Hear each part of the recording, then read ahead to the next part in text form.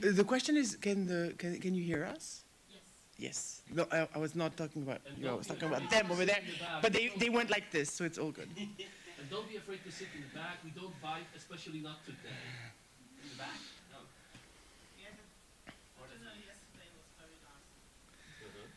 No. So welcome to our session. Maybe we should just introduce ourselves. Yeah, you should. Go ahead.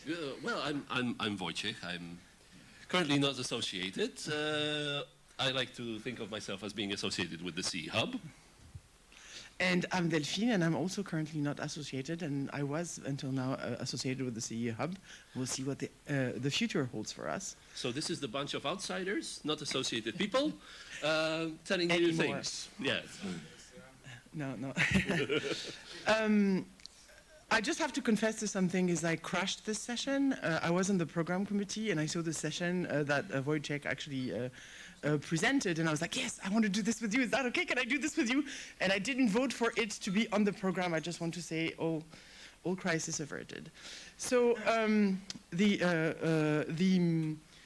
idea of the session is there must be balance in an affiliate. The question is, what is balance? And why are we talking about it in this context? Balance is a state of equilibrium, which means basically that things kind of stand and where things find a natural place. And I wanted to introduce the concept of polarity, which is basically when you have two competing interests, things that are at two ends of the spectrum, and they have to coexist, because if they don't, then things don't work. And where you have to just kind of move along the spectrum of these two things. And this is a bit what we're going to talk about, things that, let's say, for example, transparency and privacy, and how do you make sure that these two coexist? They need to both exist, and how do you find the balance around this? And what we want to start with is to say balance may be delicate to maintain, but achieving it, as you saw us doing our morning exercises, allows to sustain activities, volunteers, and resources in the context that interests us.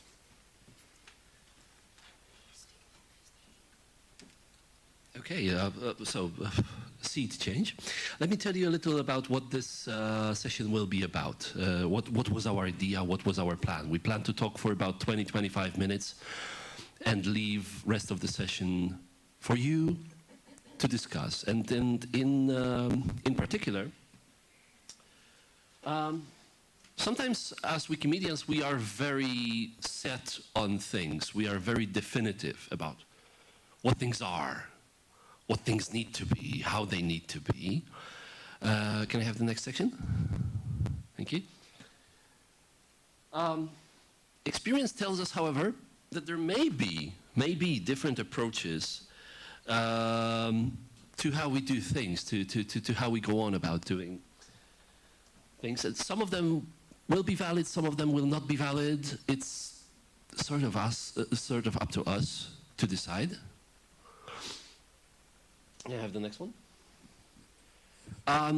We want to give you an idea. We want to give you a couple of ideas. We sat down and we thought about a couple of contexts in which we need to talk about balance.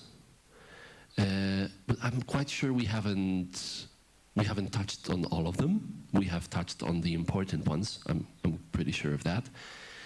But probably not all of them. So that's why we will be leaving space for you to talk about them, for you to discuss them with us or among yourselves. Okay, let's talk about the first aspect of balance, the people. The people. Let's talk about members first. Members of your user groups, members of your chapters. The big question that always comes, should we have Wikipedians or Wikimedians as primary members? Like, what are the requirements for being a member, right? It's natural to draw Wikimedians into our affiliates, into our associations and user groups. But is this the right thing? I will talk about it in more detail just a little later. But right now, let's leave it as it is here. Wikipedians and Wikimedians are natural resource, but should it be the only resource? Let's move on one level higher in the development of the organization. At one point, the organization is starting to think about staff. And the question of polarity between what does staff do, what do volunteers do, which duties belong to whom? Can I have the next section? Which duties belong to whom is starting to arise. Now, I've taken this practically literally from the bylaws of the Polish chapter, which says that the chapter bases its work on volunteer work of members. So that underlines members being active, right? Being more active than paying their annual membership fee and not caring about much, being more active than appearing once a year at the General Assembly, doing things, you know, doing the things that the chapter needs to survive. But then, of course, having staff is a natural thing, but shifting the, but shifting the responsibilities from volunteers to staff comes with a question like what should be delegated to staff, what should not be delegated to staff. And sometimes staff can receive duties that are not for them, that are not meant for them, that should be better done by volunteers. Sometimes the demands that people set on staff are unreasonable. So here is an idea for you. Think about who should do what. Think about the division. This is something to be done by volunteers. This is something that should be done by staff. What staff? What staff do we need? What staff do we want to have in our resource pool? Don't think about who people are. Don't think about it in terms of, oh, he's a nice guy. He would make a nice treasurer. Oh, she's a nice person. She looks good on the media, and she should be our media contact person. No, don't think about who people are. Think about their competences. Think about what they can do actually for the chapter. So I think it will be enough about the people, the polarity of staff and volunteers, the polarity of duties, assigning duties. Let's move on to, let's move on to other aspects of people, rather skills aspects. So, Wikimedia literacy. You did hear a question asked on Friday, asked to Barbara, how many edits she has on Wiki and how many photo uploads to Commons, right? This is a natural question and it always appears. It always appears because we, the Wikimedians, we the people, we the Wikimedians, build our organizations using people that are Wikimedia literate, that can edit, that can upload, that can block vandals, that can check IP addresses, that can do all this Wikimedia work. But the question is, what skills do you need, not to edit Wikipedia, but to run an affiliate? It's not required to be a fast patroller on recent changes to participate in the work of an affiliate, right? It does not require HTML, CSS to be a treasurer. It is not required to know where to find new pages and how to nuke the contributions of a vandal to be the president of an association. So please think about it. Think about having people with different competences doing things. Although, please remember that if they do not understand the Wikiverse, they don't need to love it as we do. They need to understand it Because if they don't understand it, they will basically not know what they are doing in your organizations. They will not feel the mission. When you have new staff members, please introduce them thoroughly to the wiki world. If they want to edit, fine, because they'll get more assimilated with the community. If they don't, at least they should get to know the community, get to know the values, the principles, but especially the values that we work with, because we are a very strongly mission-driven movement, value-driven movement. Knowledge should be free, and everyone should participate in the sum of human knowledge, right? The motto for the Wikimedia Foundation and the Wikimedia movement.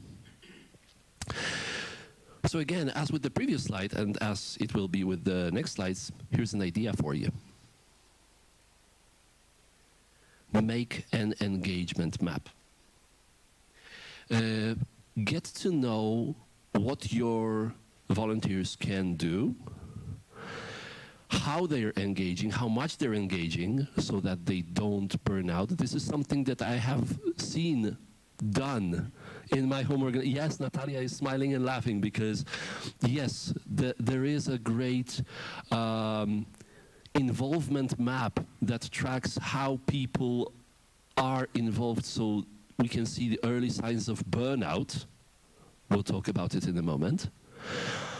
And there is also a database of competences that can help us select people for the tasks, not based on who they are, whether they're nice, whether they're fast at editing, but what they can do in terms of translation and interpretation, bookkeeping, event management, event logistics, whatever you need to run and develop your organization. So yes, make this involvement map.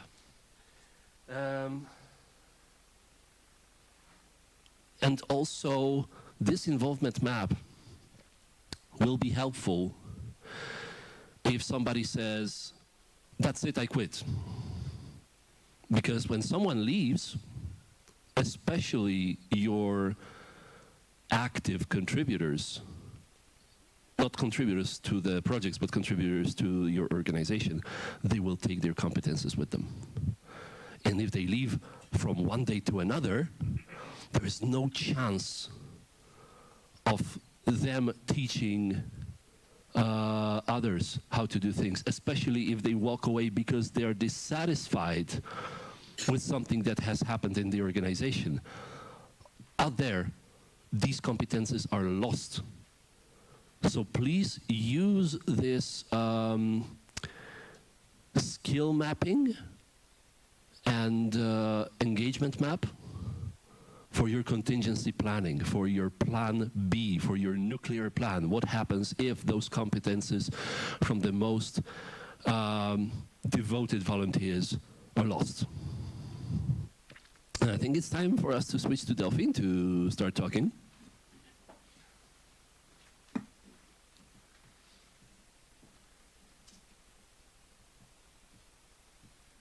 I have to find the slides. Can you hear me? It's not picking up. Sorry, I'm just gonna do something here.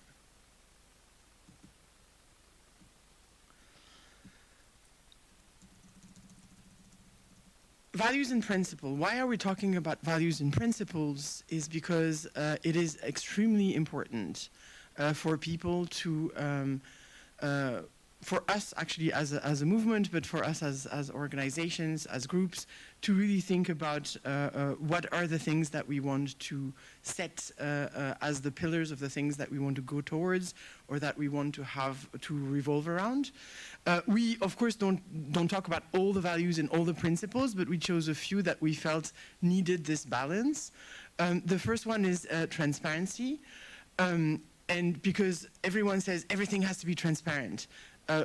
We chose the fishbowl allegory because it's a good one to understand transparency. A lot of things in the wiki world want to be done so that everyone can see them, so that everyone can look at them, so that everyone can really kind of delve and go into the nitty-gritty of what is happening. But experience proves that this transparency is often without context, and knowing everything without context is really difficult. So if you see, let's say, a number in a budget and you're like, oh my God, it's so much, but you realize that in the grand scheme of things, if you see the whole budget, or if you see like the reasons why this money has been put there and not somewhere else, if you see the thinking behind it, then it has a very, very different meaning. So it's extremely important to understand that transparency can be done for some things, but not for others. Wikimedians value transparency. The question really is, what should be transparent, and why, and for how much? The transparency, as I just said, should not be confused with blowing things wide open. It's not about having someone on your back all the time looking at everything you're doing, but it is about making sure that you give the level of information that is needed for people to understand that the information that you're putting out there. We are probably a movement that values transparency even more than others. If you have a great essay by Lawrence Lessig about transparency, it's pretty old, but it shows the difficulty of finding this balance between you can see everything and you can understand everything. Sometimes we come to things we see without the necessary baggage to understand what is happening.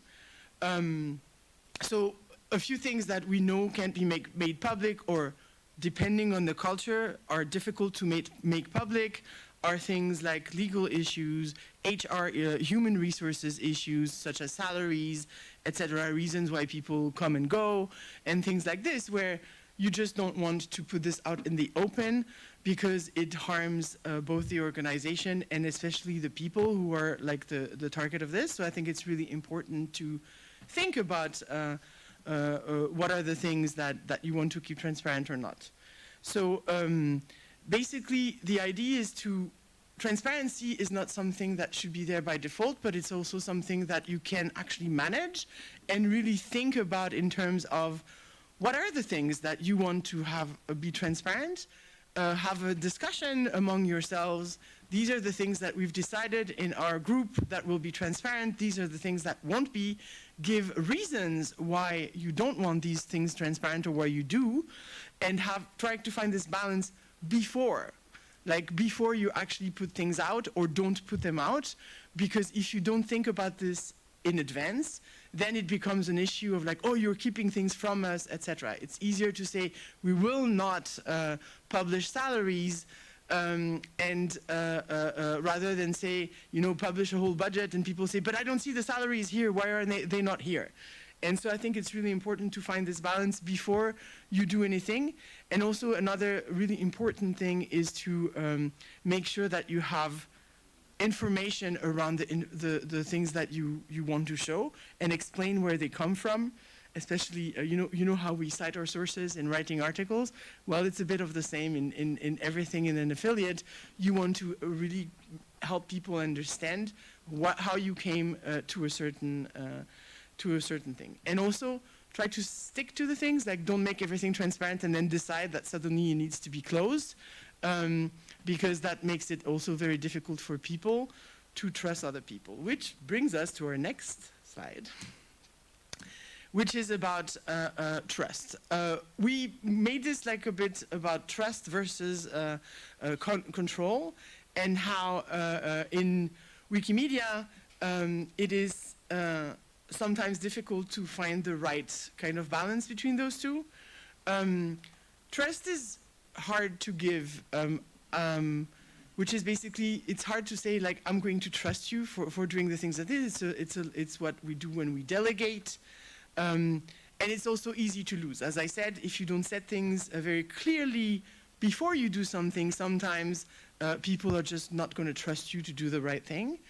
But trust is also the foundation of everything we do together and of us working together in a good and productive way.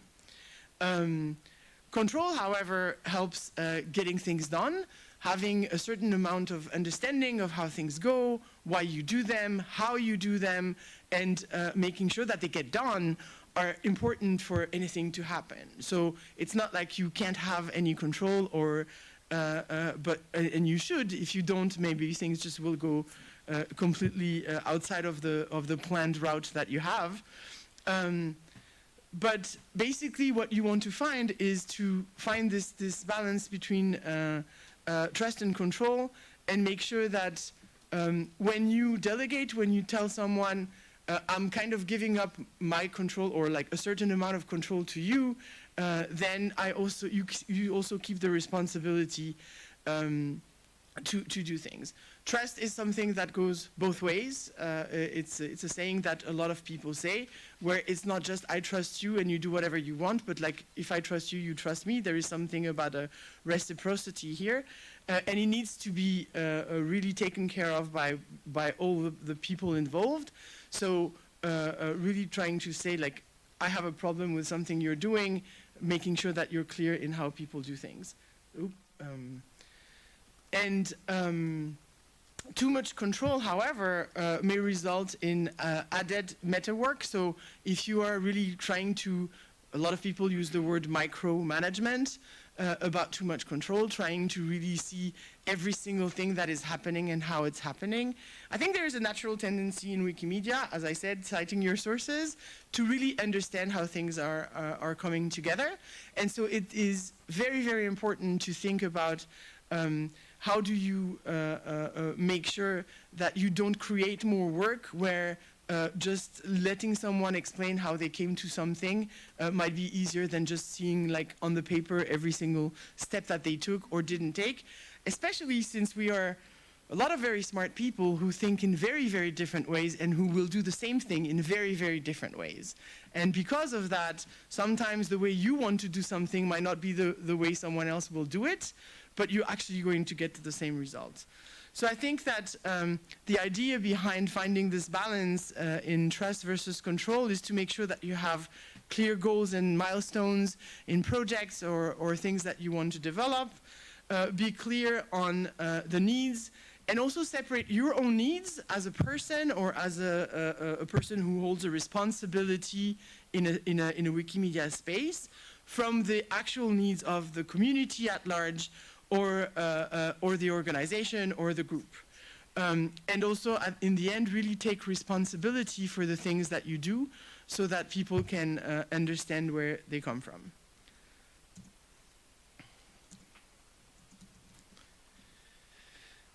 And here's where we switch again to talk about growth. To talk about growth, and again, taking responsibility for this growth. There is an old saying in business, if you are standing still, you're moving backwards, right? So we want to develop, we want to grow our cooperations, our programs, to be better, to serve our mission better. The first thing about growth and sustainability that we thought about was resources. Do we use our own resources, or do we go out for external resources? Because you will need resources, financial ones, human resource ones, to be able to do things. So if you want to have your own resources,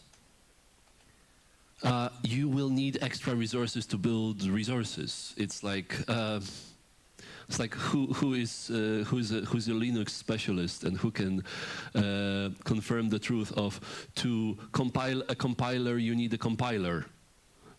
That's the same thing. To make resources you need extra resources, because you will need I don't know, someone like a fundraiser, or you will need knowledge of who can get you the resources from around you. So that's how you want to think when building your own resource tool. When you go for external resources, though, You also need additional skills. You need skills of writing grant applications, writing programs to WMF, to external grant givers. Now, this is again a question: can the hub work in this area? Can the hub help in this area? Right?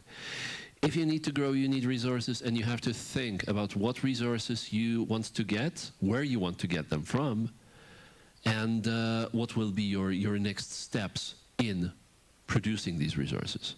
Now, the second thing here is expansion. We not only want to get better at things, we want to be able to do more things. And a question arises, like, do we take any project, any cooperation possibility that comes our way, or do we specialize? Do we go into, like, I don't know, 1 or 2 vectors which are key to us?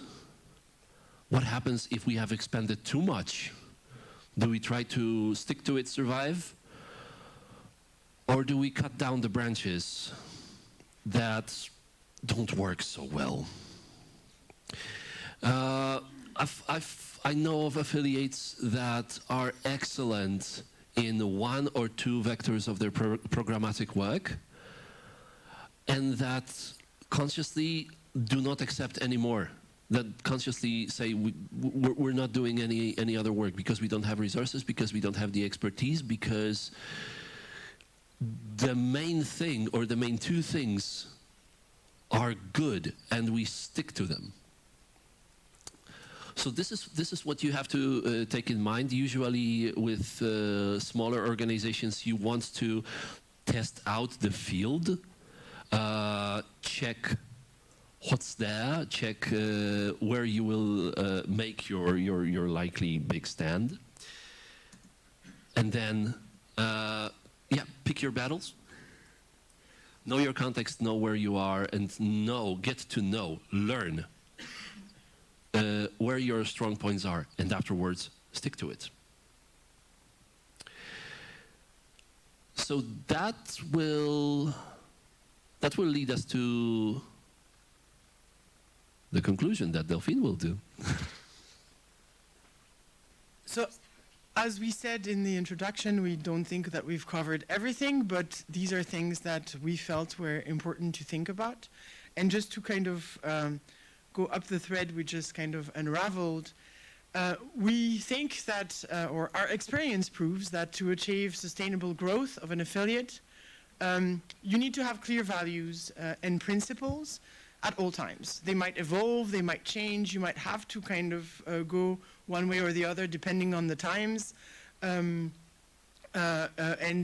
be really ready to adjust to change. But you really want to give yourself and the people you work with room to learn and experience. You want to take care of them. You want to make sure that you get to know yourself, your capacities, and those of the people you work with in the affiliate. And in conclusion, we want to say balance means often reassessing one's needs and resources, look at the context, understand the context as it evolves. I think the last 2 years have been rich in very complicated and difficult things for many of us, and how we needed to adapt to change. And this idea of finding the balance might be that something that you felt was the way to do things yesterday might not be the way to do things tomorrow, and you have to kind of find the path between the two. And the thing that will help you sustain this difficult finding of balance is going to be to have a goal, something that you want, you clearly know where you want to go to. So thank you for listening, and now we're going to go to the questions and answers, hopefully. And I'm sure there are answers in the room as well, so if you have anything you want to add or any question you want to ask, please go ahead.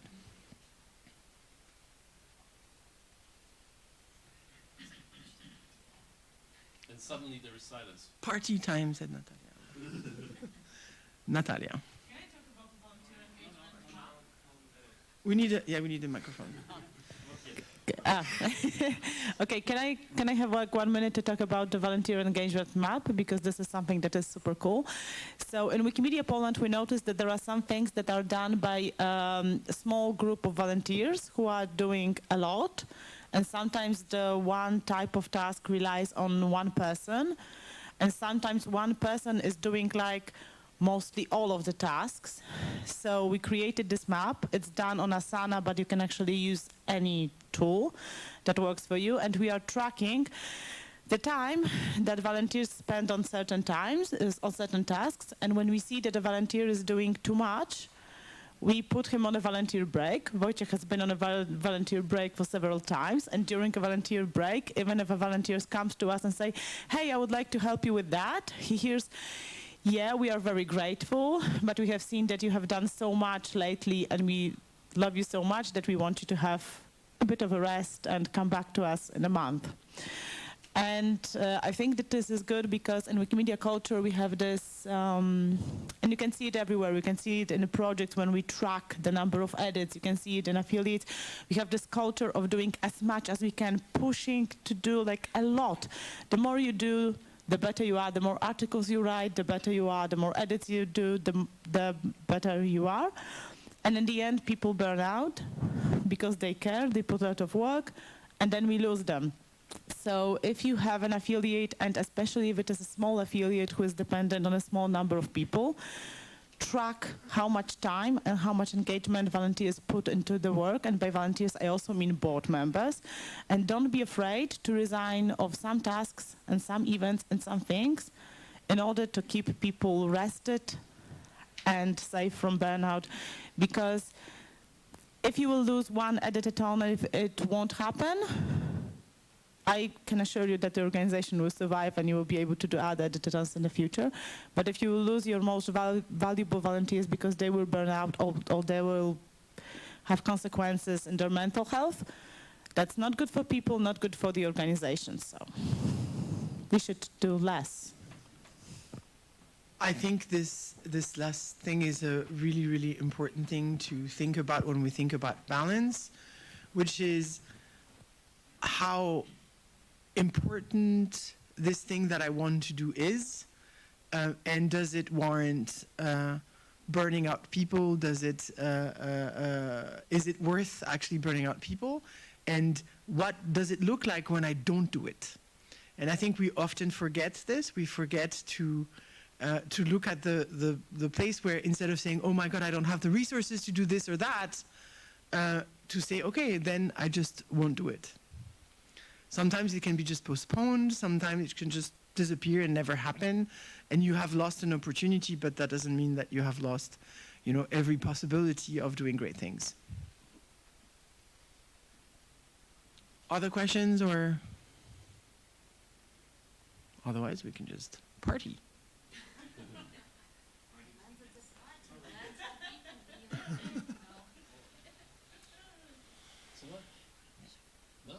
Nothing? Yes, Claudia. Wow. Good morning. That's a good way of starting the morning after party. Thank you. With hard questions. If you can just, because there's a lot of experience in the room, talk a little bit more about the dynamic between the affiliates and the community of editors. Because that's a balance that you also need to be able to keep. And the skills that you need to develop within the affiliate in order to keep that balance. And given the traditional way of taking the affiliates out of the community of editors, the proposition that you made of bringing people from outside, it's revolutionary from some of us in our communities. So that's a balance that it's hard to keep from my experience.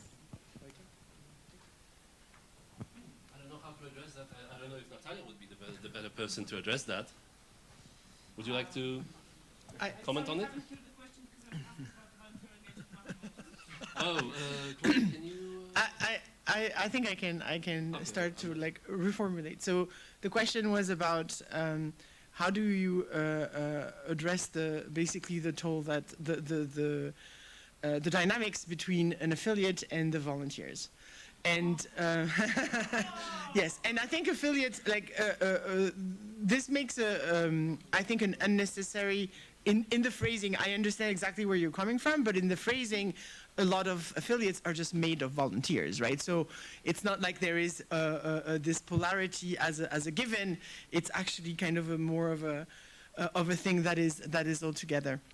I want to go back to the idea of really kind of sitting down and saying these are the things we will do, but these are the things we will not do.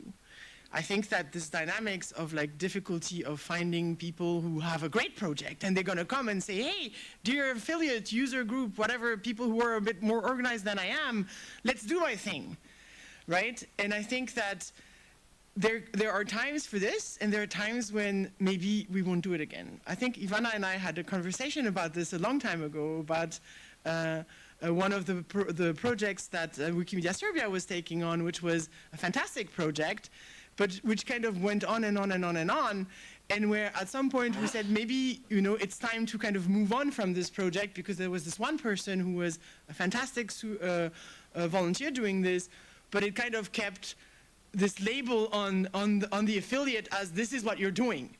And the affiliate had grown both in spirit, in size, in just the things that they wanted to do, the strategic thinking they had about why they wanted to do certain things.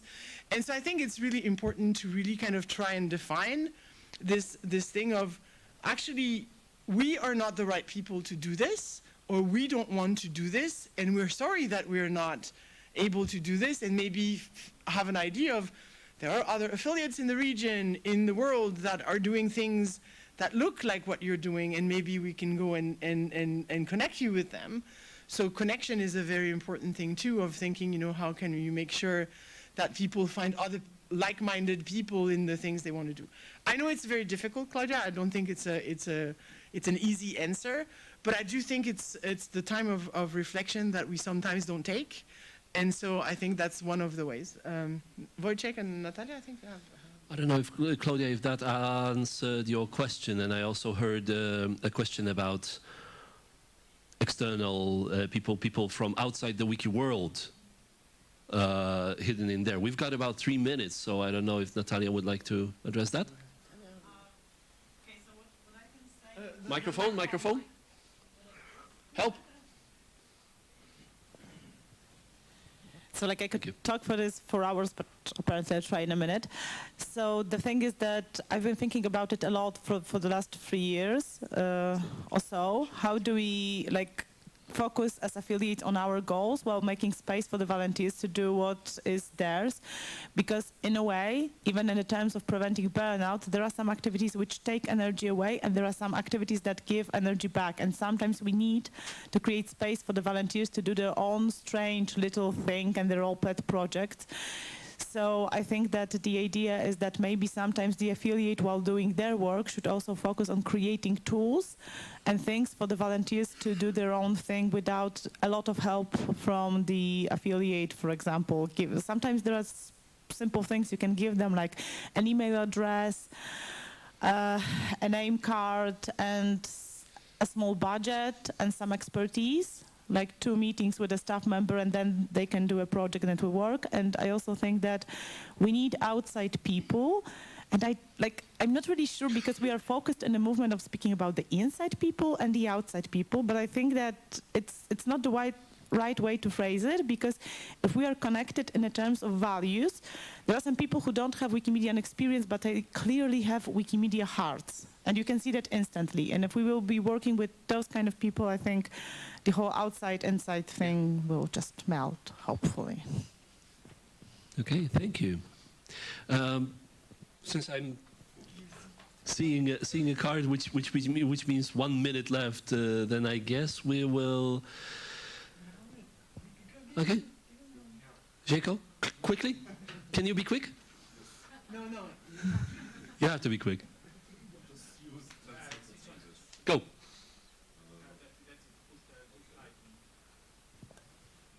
Sorry, I missed the start. I just wanted to ask if you discussed this thing what Wikimedia Germany did at the top, in having co-directors and then if this is a practice that makes sense to achieve some kind of a gender balance and also balance of different types of way of, because I think this is super important and super under appreciated effort on their side. I've heard recently they started doing this on lower ranks also, and I think this is something that movement needs to address. Well, this wasn't addressed in this conversation, but in this presentation. But thank you for bringing it up. Yeah. All right. We want to say a collective thank you for being with us. Especially, thank you for joining us Very early in the death slot Sunday morning after the party, after the Balkan food and dance. Thank you for preparing the session just worth getting up to even another. Thank you.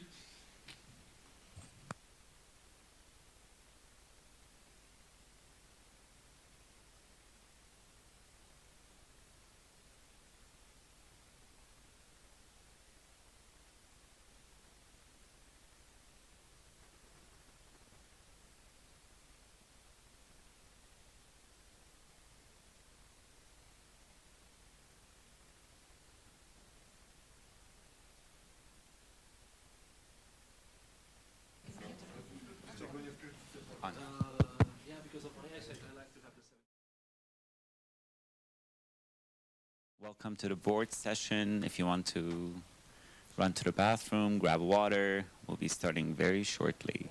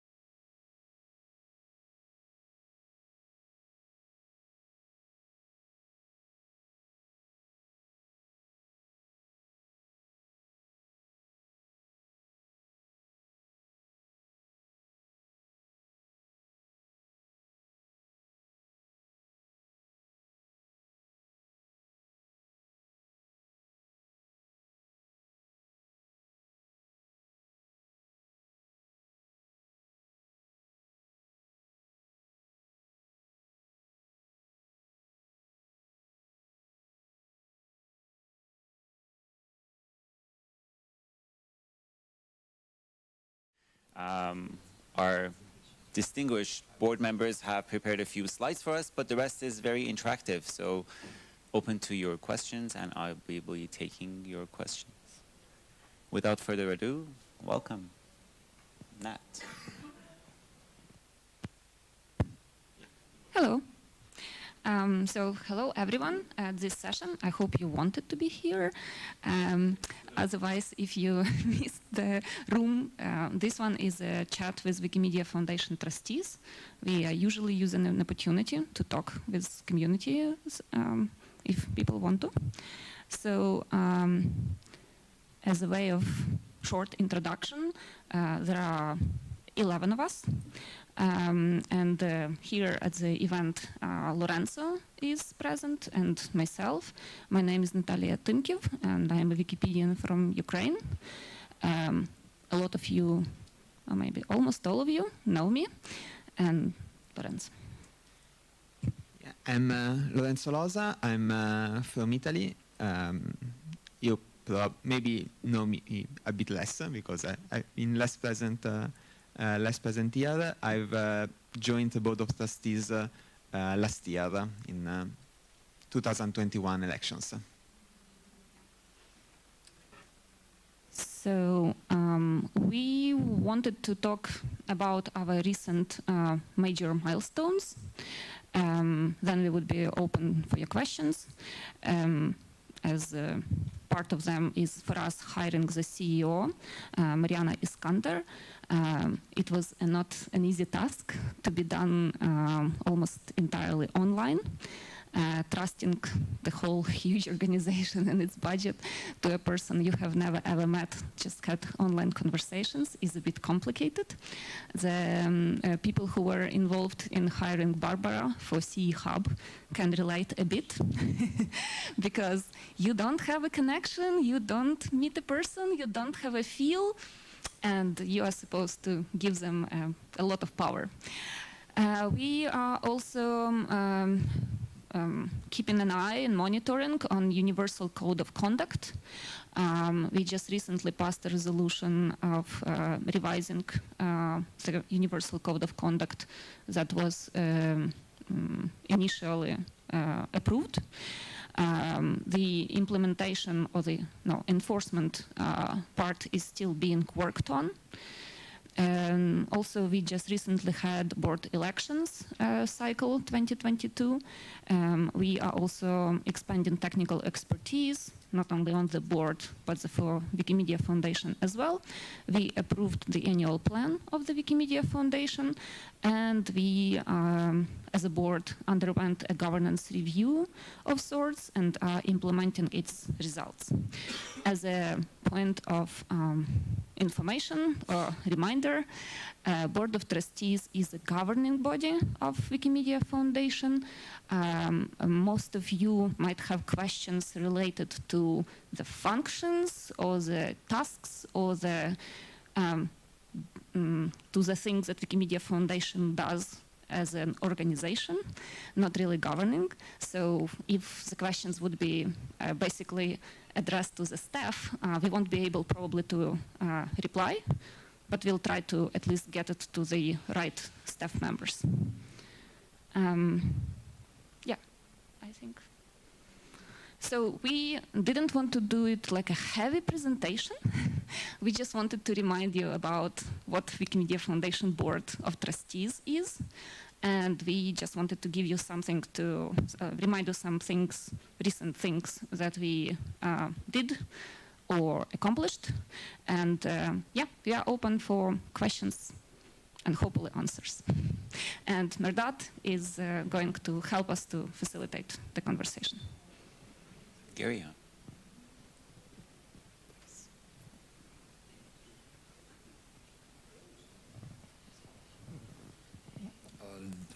Hello, this year there was a voting process which I didn't understand, and I got people to explain it to me. I still didn't understand it, so will this be the same voting process in the future?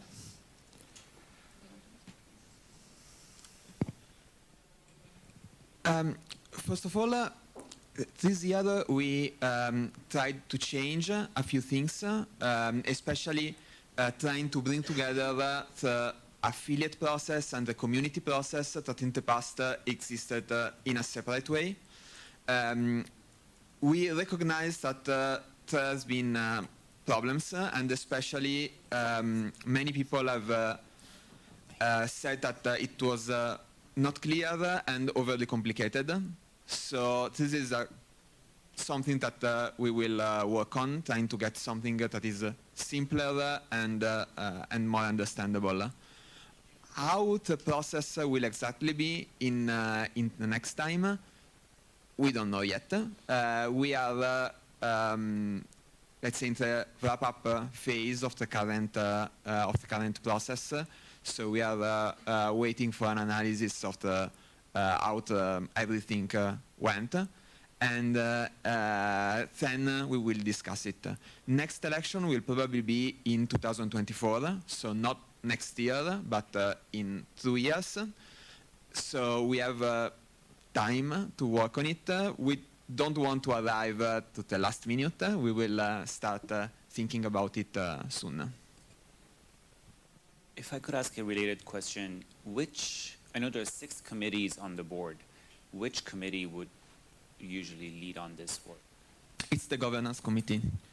In these cases here, we had like a subcommittee of the governance committee because one of the person in the governance committee was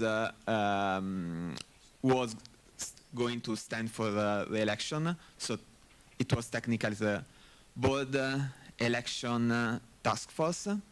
So maybe that will happen also in the future. But anyway, it's inside the governance committee.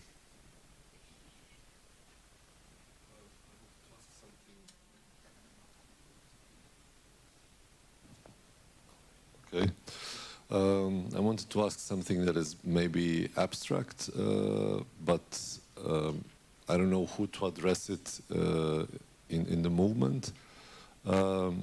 It seems that we, as a, I prefer using the word ecosystem of Wikimedia, tend to use the word movement when we communicate something positive, affirmative, and kind of empowering as a message. But then when it comes to operational things and decision making and protocols, we immediately fragment in these like super political positions and identities and take sides and all of these kind of complicated situations that we have. And for someone entering this from the outside, I only entered 2 years ago, Meta and all of these discussions. It's not only overwhelming, it's also highly disappointing because you see how much of the energy and effort is used in like over bureaucratizing everything, and like each process is super, super complicated. And there is no really any way of onboarding people into governance and kind of organizational work. So people who have these expertise, who are joining the movement, who could be useful because they've done participatory processes, collaborative work in NGO sector, they could contribute to the movement. They don't know where to enter, there is no way to make use of their skills, their competencies, their previous experiences. It just feels like whoever was ever writing Wikipedia has more chance to be heard, has more visibility, has more understanding of everything than anyone who could actually contribute to these processes and make like maybe even simpler, elegant, and I don't want to say better solutions because they are context specific. But we are basically turning away people who have competencies because we have no onboarding into this meta level of work. So what can be done about this? And I know the board members also didn't have onboarding until a few years ago. And that was also a huge mistake. But when could this be available for people who are joining movement from the outside? Thank you for the question. It's kind of is a meta question that hopefully the movement strategy, if implemented correctly, is going to address. People like to think about the movement strategy as, us moving to more decentralized places and decentralized decision making and everything. But basically what the movement strategy did, this was an exercise to see what are the common problems of us being very fragmented, but actually trying to figure out that, yeah, we don't have a common place where people can come and share ideas, where people can come and get some initial learning or understanding of things and processes. So in a way, the movement strategy, again, if implemented correctly, because things on paper might look better than they are actually going to look in real life, So hopefully we are going to get something more, like we are going to be more conscious about us reinventing the wheels in every single case, in every single language, in every single community, in every single affiliate, whereas we can share and I don't know, can share best practices, worst practices in order not to repeat them. So before that, before we are actually, whatever we are doing, we are consciously thinking about this problem, documenting our knowledge management, making sure that things are available and can be found. There is like it also doesn't have a single owner at the moment. Hopefully, the movement charter and the processes around that would lead us to feeling less, I don't know, less separate. Do you want to? No. Yeah. So no answers on that one.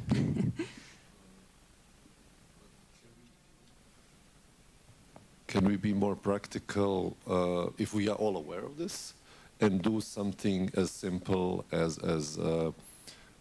say, okay, in next 2 years we want to establish a role that is an onboarding person, as if you would have, I don't know, growth theme where Gergo is working is making tools for people joining wiki projects and like making sure that they know a little bit where to go once they log in.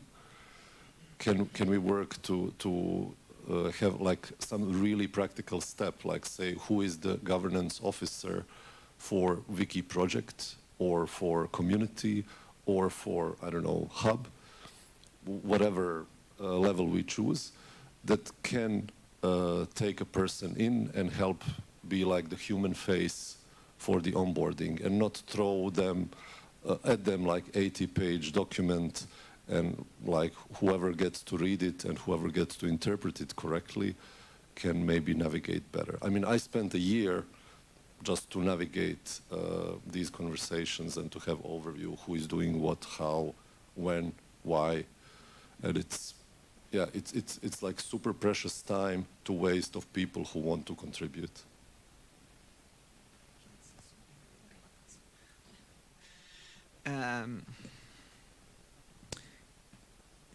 I think here the problem, and it's something that the difficulty of onboarding new people, getting people in, it's something that probably all of us have seen both on Wikipedia and in the work of affiliates, and I find that it's often it's incredibly difficult and strange from both parts when you have a new volunteer that comes like to your association and say, oh, I want to help and do something. And you say, great, there is someone who wants to help. And then nothing happens because the new person don't know what to do. You don't really know what to give them to do. And it's a great waste of from both sides, it's a failure. I don't have a solution for that. I agree that it's something we should work on in all parts of the movement in different ways, and probably there are different solutions that you can find if you think about what to do on online projects like on Wikipedia, and what you could do in organization like in affiliate. So yeah. Lorenzo, as a more recent trustee yourself, what was your onboarding experience like? Yeah. Well, we had there were a few different things happening on onboarding. One. First, there were some like a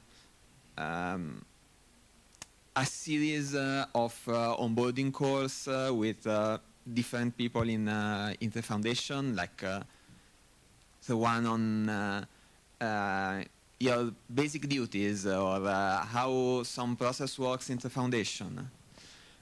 We also had assigned a buddy, so a person that another board member that has more experience and that can help you in this initial phase, a person to which you can easily ask a question. Maybe you will have a monthly check-in for some time.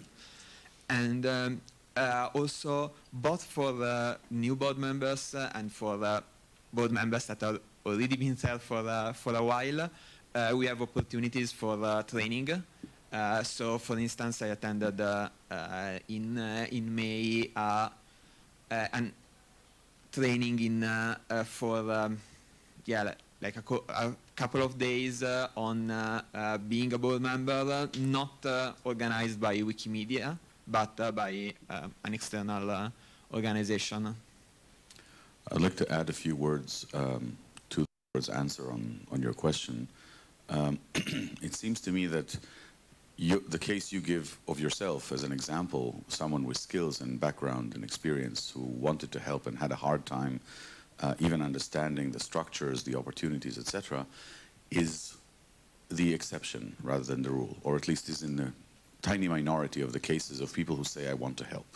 The much more common case is someone who barely took their first steps in editing the wiki, and they say they want to help. They have no idea what skills are required, so they're not self-selecting into an appropriate position. They just say they want to help. If you want a person to provide kind of interactive one-on-one mentoring to every person who says, I want to help, that's unsustainable, both from the angle of how many people say that, and I don't know if you're aware of how many people say that, but there are tons of, I don't know, young students who get exposed to Wikipedia and then they reach out to us at the foundation with emails that say, sir, can you please help me help, or tell me how to, you know, very clueless, low information emails that if I had to take, or someone else, one of my colleagues, had to take the time to have a one-on-one call with every person who does that, not to mention the language barrier, not all of them speak English, it's just not sustainable. I suggest that there's a burden on the communities to do that first step of creating some kind of homepage, dashboard, something on the local wiki in the local language that explains the basics of the movement structure. What is the board? What are the committees? Broadly, what is AFCOM that everybody talks about in the local language, right? And then kind of point them to the existing material. That's my first comment. My second comment, you mentioned 80-page texts.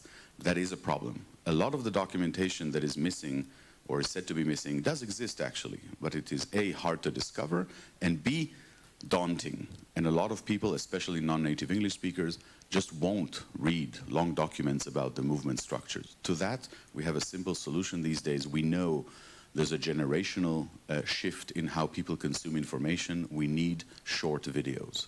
And that is something that we, including the foundation, the board, can just decide to do. We can decide to resource the creation of a few short videos that explain what the board is, that explain what the foundation's roles are and aren't, etc. We don't have such good up-to-date such videos. If we did, they would be easy to translate, at least subtitle, etc., and they could, be part of the local community's kind of initial onboarding. But I do think the first step to just socialize new volunteers very generally to the movement structure ideally should happen in the community in the local language. Thank you so much. We actually have made a video about how the board works, for instance.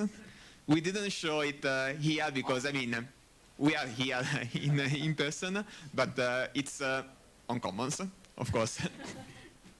It's a pretty good video if you haven't watched it. So just Michal's in line. Did you have a direct? Okay. While you are doing that, I'll just add that what I also wanted to add is, so we won't be able ever to create really a one point of contact for all the languages, all the wikis, and everybody who is coming, because we have too many points of entrance. Like it can be some obscure language, Wiktionary or something, I don't know, not Wiktionary, maybe something else. When a person comes and they can see very different level of materials given than if, for example, they enter through English Wikipedia, where everybody is going to hammer them down just when they try to do anything. So, you know, it's like going to be a very different experience for everybody who joins. So we would never ever be able to have a really universal one point of entrance. It actually depends on everybody being conscious about us needing to have some kind of easy first steps for people who might come to our wiki, be it a wiki of an affiliate or be it a wiki project, like a bigger one. So that's just how it's going to be, and we also should not kid ourselves thinking that, oh, we can have just like a hire somebody and that somebody is going to resolve our question, all our issues. No person is ever going to be able to speak all the languages and understand all the projects. Yeah. Okay. I'll just comment on the previous thing that Asaf said, how exceptional is. I think onboarding on Meta needs to have a systematic first step. And if there is no growth theme for Meta onboarding, that's first thing to kind of address, or equivalent of the growth theme. I'm only exception because I'm super loud and annoying to the people who are already in the movement and who are in the region. Last year there was a first women's wiki marathon on women's health. It was organized by a group and I was helping as a Wikimedian. Like 50 women joined for just 36 hours Wikimedia movement. They had terrible relations. Most of them were head or executive officers of NGOs that are super prominent, sustainable, like really, really well capacitated. And instead of at least one of them joining the movement, we still have situation that there are like 0 women in Croatian Wikipedia having any kind of official status, because, you know, the boys club who are running Wikipedia are not enthusiastic over having NGO, civil society activists joining them, and heaven forbid discussing something as like budgets, development, capacity building, or something like that. So I think it's a failure of the something that we refer to as movement, to not see the capacities we are missing systematically. And I mean, I will continue to be loud for a bit more, but people are dropping off daily because of this, and it's not exceptional. I really don't think this is. There are super interesting, smart people who are dropping off because they have really bad first experience. As another exception, because I am a female, I am an admin of a Ukrainian Wikipedia, I am an executive from the NGO. People survive. It just depends. And it would be really great if we can also hear from somebody else, because it's good to dominate the conversation, but it's also, you know, would be great to have somebody else also asking questions. Maybe females also? We have 2 people in line, and a few folks joined. Welcome. We've talked about a lot of great topics, simplifying things on wikis, information knowledge management. It's been a big issue across many different areas. We've also talked about onboarding, burnout, community health. Michal, thank you for your patience. No problem. Hi, everyone. So I wanted to start with answering something to Geron 20 minutes ago about the election process. So I need to say that it was unfortunately confusing not only for the voters but also for the participants, and I think it was expressed even online by some of my colleagues. Co-candidating, the problem was that this process was very taxing, and it was taxing and putting a lot of burden, not necessarily, especially because of the constant changes. So the elections were, even the date of election is changing just 2 weeks before the election or something like that, where the way of gathering information from the candidates is changing on the go, and the rules are established on the go, where candidates are informed that they can campaign or they cannot campaign or they cannot communicate and nobody understands what it means. This unfortunately invites some chaos, which is unnecessarily taxing because we understand that the Wikimedia Foundation board is a very important person and it demands from the candidates to show themselves and to put some agenda. But then again, we don't need to make it that difficult. What is more, and the candidates expressed it publicly, the problem is that we are looking for competent candidates, and the competent people usually are busy people. So we need to make it so they can show themselves, but also in a possibly non-taxing manner, maybe focusing on what they do, maybe not focusing that much about what they say, maybe, I don't know. I think that there are many things that can be done in this area. And to ask the question, sorry for that, very short one. So you did mention strategy, and the strategy has a number of things, including the subsidiarity and decentralization. My question would be, if the board already considered how it wanted to place the Wikimedia Foundation in a few years after the decentralization and subsidiarity really kicks in, especially the structural decentralization. So not only hiring people across the world, but empowering organizations within the movement. So delegating some responsibilities, maybe creating new supporting responsibilities within the WMF. So we have the subsidiarity and decentralized movement. Thank you. Thank you.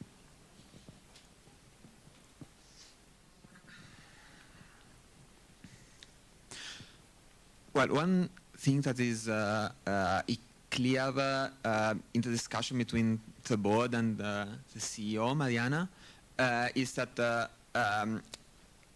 Wikimedia Foundation should not and is not expected to do everything in the movement. There are different roles, different things to do. Some of them are better placed in the Wikimedia Foundation. Some are better placed in affiliates. Some are better placed in other places. In how we may change the current structure and the direction we want to take exactly, how we want to implement the lines that are in the strategic, came out of the strategic process. It's a discussion that we have to have with the broader movement. Probably the MCDC, the Movement Charter process, and the Movement Council will take an important role here. It will probably be something that will take years, not even for implementing it, but even just to understand how we want the movement to be shaped in the future.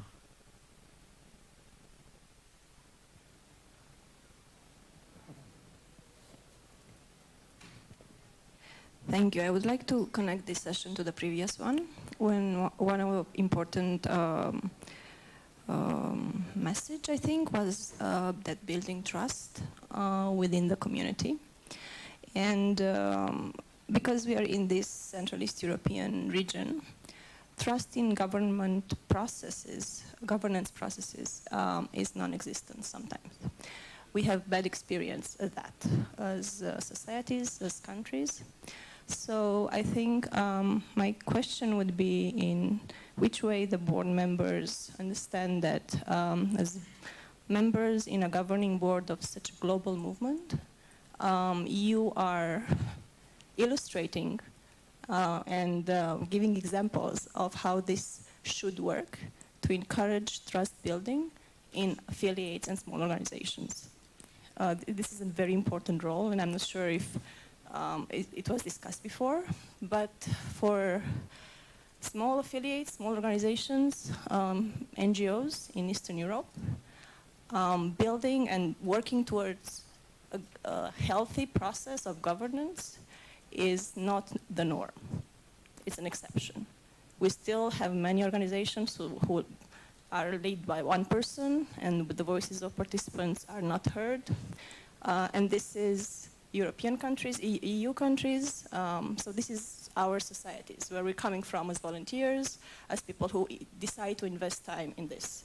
So what we need is trusting more, building a more what's the word for it, process, in which we both know that we can trust the team that we're working with, and that the team trusts us, that we know our communities and we know what's needed here. So there are two actually questions. One is building trust.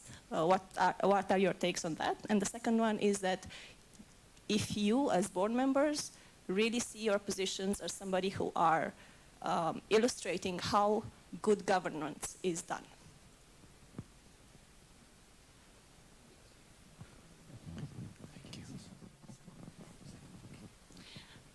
Thank you.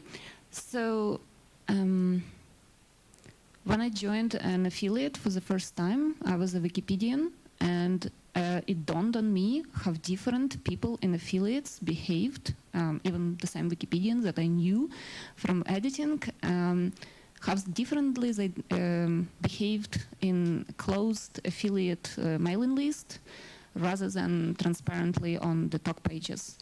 And I think that there is some kind of a shift, cultural shift, for some reason attached to becoming a part of a closed group that need to be addressed. And the problem is just like for affiliates, just in the same way it is for the Wikimedia Foundation as an organization, just like for any organization.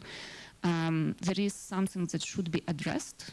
And unfortunately, currently, I don't think that anybody really cracked it, how to do it better.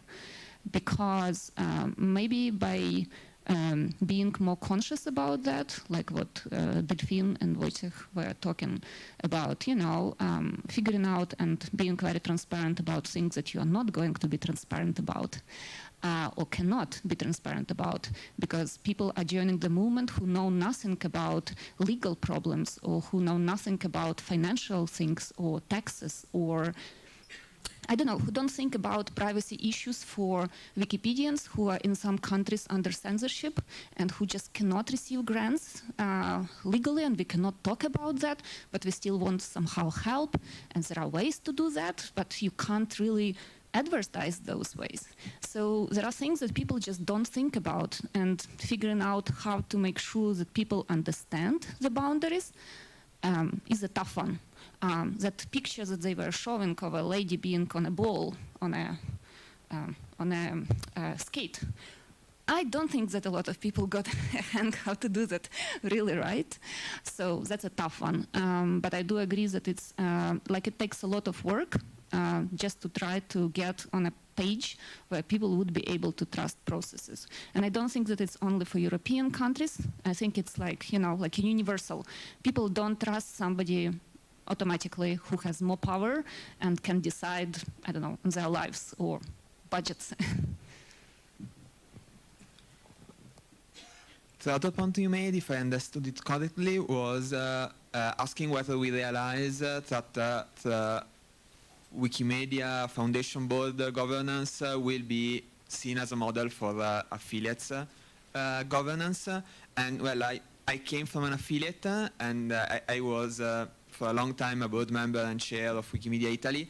And that happened. I mean, some of the things we did in and how we set up the governance of the Wikimedia Italy was inspired, was following what other organizations in the movement were doing. Wikimedia Foundation, sometimes other chapters.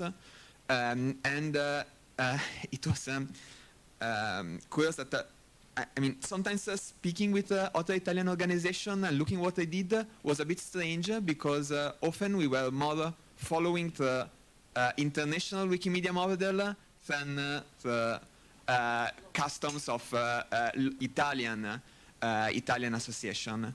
So yeah, that happened for instance, for the conflict of interest policy. The conflict of interest policy on Wikimedia Italy is is not similar to what other organizations in Italy do. It was written looking at what other organizations in the Wikimedia movement do.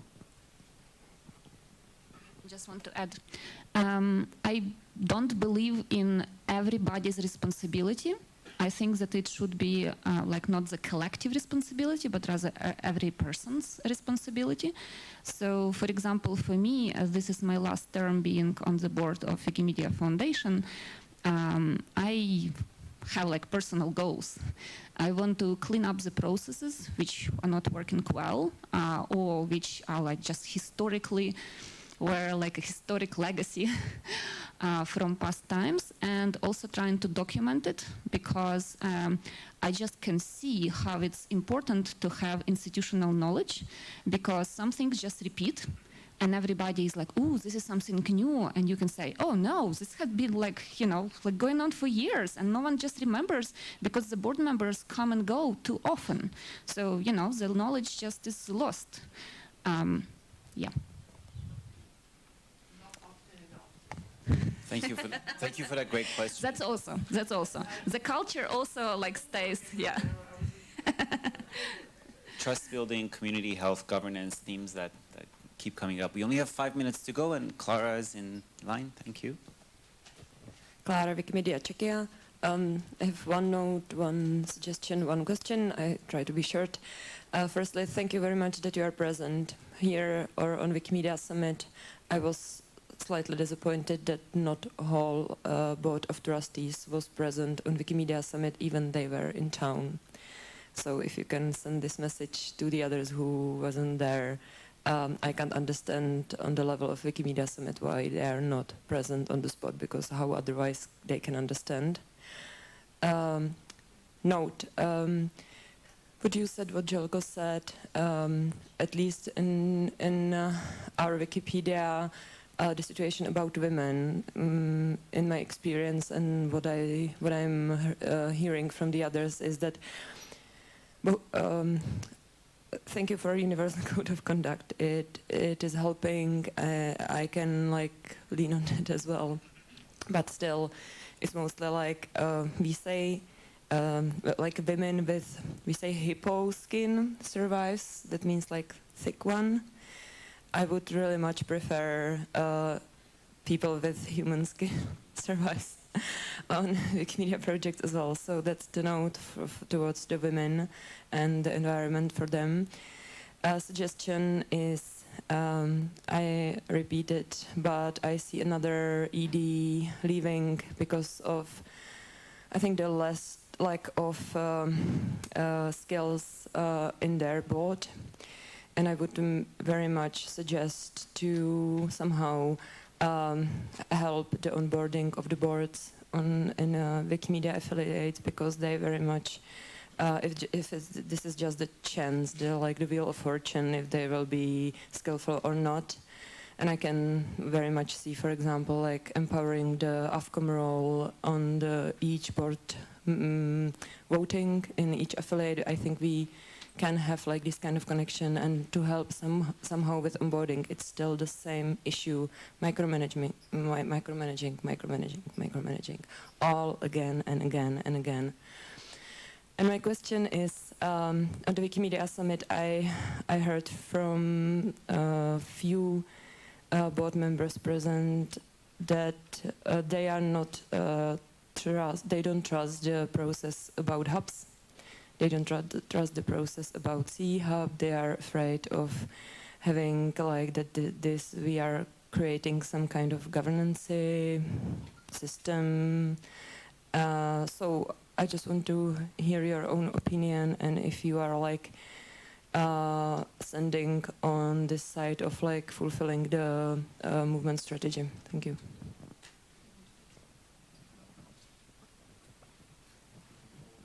Just a reminder, we only have 2 minutes to go.